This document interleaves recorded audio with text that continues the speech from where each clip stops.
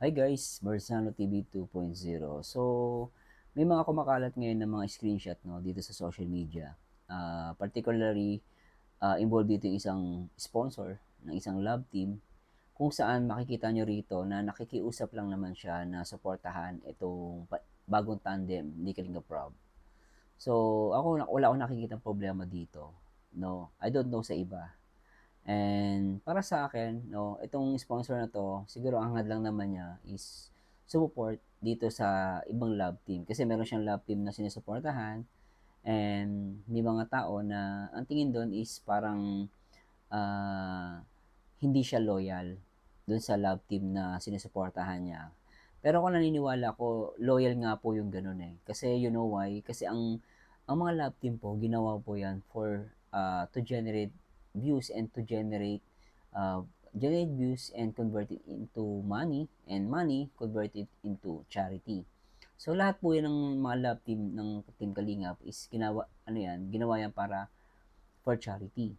Ngayon, kung ikaw ay isang supporters ng isang love team, para sa akin, no, hindi masama mag-support sa ibang love team. Kahit panoorin mo lang, kahit di mo nga panoorin, i-play mo lang, sabi nga ni Kalinga Prob. No, kahit di mo gusto yung love team, ang gawin mo na lang, as support sa kanya, i-play mo yung video. Huwag mong panoorin, at least nakasupport ka. At the same time,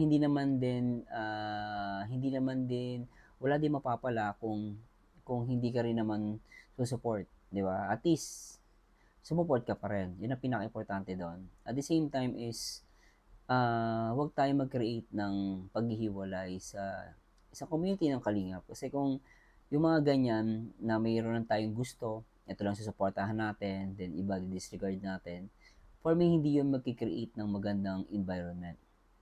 Magkikreate pa yun ng matinding ng gulo and ng commotion. So, for me guys, lawakan natin yung ating maunawa. But still guys, sinasabi ko nga sa inyo, hindi ko kayo pinipilit na suportahan.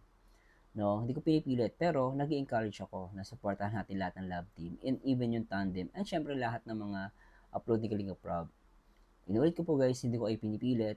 No, may kanya-kanya tayong perception. Ito, inaalis ko, baka sabihin nyo kasi reactor ako, no.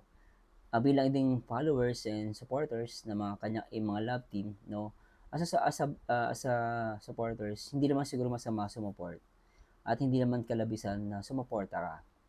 At sabi ko kasi inyo guys, tayo, entitled tayo sa sarili nating choices. Pero for me, no, hayaan natin na sumuporta yung iba, no, sa ibang ibang love team or tandem. So anyway, yun na po masabi ko. And thanks so much guys.